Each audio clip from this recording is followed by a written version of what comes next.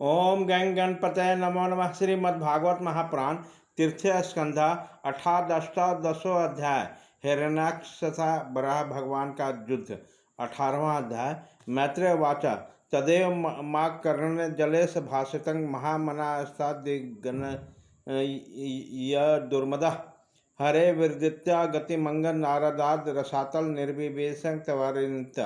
श्री मैत्री जी ने कहा, तात वरुण जी की यह बात सुनकर माधवदंत दैत्य बड़ा प्रसन्न हुआ। उसने इस कथन पर कि तू उनके हाथ से मारा जाएगा कुछ भी ध्यान न दिया और चट नारद जी से श्रीहरि का पता लगाकर रसातल में पहुंच गया। वहां उसने विश्व विजयी बराह भगवान को अपने दाढ़ के नोक पर पृथ्वी के ऊपर की ओर ले जाते देखा। जो अपने लाल लाल चमकीले नेत्र से उसके तेज को हरे लेते थे, उन्हें देखकर वह खिलखिलाकर हंस पड़ा और बोले, अरे यह जंगली पशु यह जल में कहाँ से आया। फिर बराह ने कहा, अरे नासमझ, इधर आ, इस पृथ्वी को छोड़ दे। इसे विश्व विधाता ब्रह्मा जी ने हम रसातल वासियों के हवाले कर दिया। रे शुक्र रूपधारी सुराधम, मेरे देखते देखते तू इसे कुशल पूर्वक नहीं जा सकता।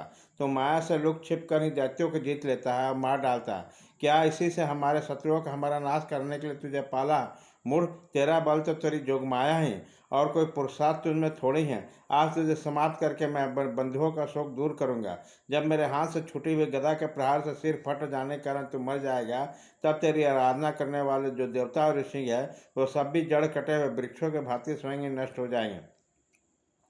हिरण्यक्ष भगवान को दुर्वचन बाणों से छेदे जा रहा था, किंतु उसके दांत के नोक पर स्थित पृथ्वी को भयभीत देकर चोट डाली और जल से उसी प्रकार बाहर निकल आया जैसे ग्राह की चोट खाकर हथिनी रही सहित गजराज। अब उसकी चुनौती का कोई उत्तर न देकर वो जल से बाहर आने लगे। तब ग्राह जैसे गज को पीछा करता है, उसी प्रकार पीले और तीखे दाढ़ वाले दैत्यों ने उसका पीछा किया और ब्रज के समान कड़क कर यह कहने लगा, तुझे भागने में लज्जा नहीं आती? सच्चे असत पुरुषों के लिए कौन सा काम न करने योग्य है। भगवान ने पृथ्वी को ले जाकर जल के ऊपर व्यवहार योग्य स्थान में स्थित किया और उससे अपना आधार शक्ति का संचार किया। उसी समय हिरण्याक्ष के सामने ब्रह्मा जी ने उनकी स्तुति की और देवताओं ने फूल बरसाए। तब श्री हरि ने बड़ी भारी गदा लिए अपने पीछे आने हिरण्याक्ष है, जो सोने का आभूषण और अद्भुत कवच धारण किया था, अपनी कटु वाक्यों से निरंतर मर्माहत कर रहा था और अत्यंत क्रोधपूर्वक हंसते हुए कहा।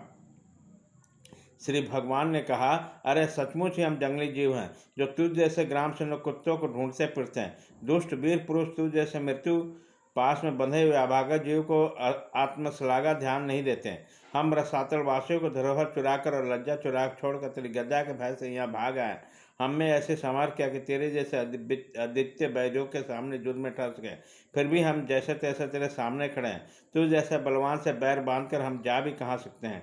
तू पैदल वीरों का सरदार है, इसलिए हम निशंक होकर उधेड़ बिन छोड़कर हमारा अनिष्ट करने का प्रयत्न कर और हमें मार कर अपने भाई बंधुओं का आंसू पूछ। अब इसमें देर न कर। जो अपनी प्रतिज्ञा का पालन नहीं करता वह सभ्य है, अब भले आदमियों में बैठने लायक नहीं है। मैत्री जी कहते हैं, विदुर जी, जब भगवान ने रोष से उस दैत्य को खूब उपवास करके तिरस्कार किया, तब उसने पकड़कर खिलाए जाते हुए सर्प के समान क्रोध से तिलमिला उठा। वह खींचकर लंबी लंबी सांसें लेने लगा। उनकी इंद्रियां क्रोध से शुद्ध हो उठी।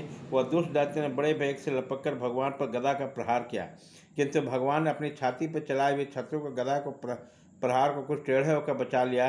ठीक वैसे ही जैसे जोग सिद्ध पुरुष मृत्यु के आक्रमण से अपने को बचा लेता है। फिर जब वह क्रोध से ओठ चबाता अपनी गदा लेकर बार बार घुमाने लगा, तब श्री हरि ने कुपित होकर बड़े वेग से उसकी ओर झपटे।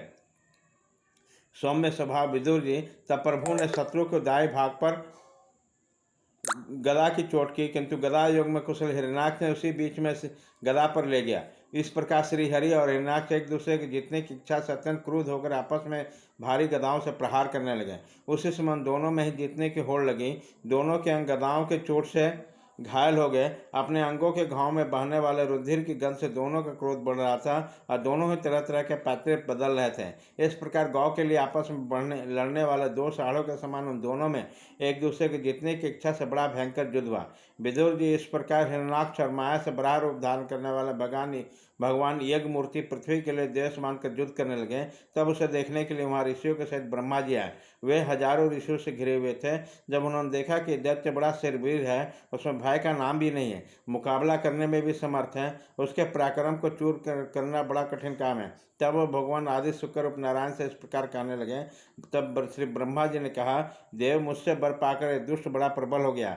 इस समय यह आपके चरणों की शरण में रहने वाला देवता, ब्राह्मणों, गौ और निरपराध जीवों को बहुत ही हानि पहुंचाने वाला दुखदायी और भयपर द्वारा इसकी जोड़ का और कोई योद्धा नहीं, इसलिए महाकंटक अपने मुकाबला करने के लिए वीर को खोजने समस्त लोकों में घूम रहा। ये दुष्ट बड़ा ही मायावी, घमंड और निरंकुश है। बच्चों, जिस प्रकार क्रुद्ध हुए सांप से खेलता है, वैसे आप खिलवाड़ न करें। देव अच्युत, जब यह धातु दैरन अपने बल वृद्धि की बेला को पाकर प्रबल हो, इसके पहले पहले आप जोग माया को स्वीकार करके इस पापी को मार डालिए। प्रभु देखिए, लोगों का संहार करने वाली संध्या को बेला ही आना चाहती है। सर्वोत्तम, आप उससे पहले ही ससुर को मारकर इस देवताओं का विजय प्रदान कीजिए। इस प्रकार अभिजीत नामक मंगलमय मुहूर्त का योग भी आ गया।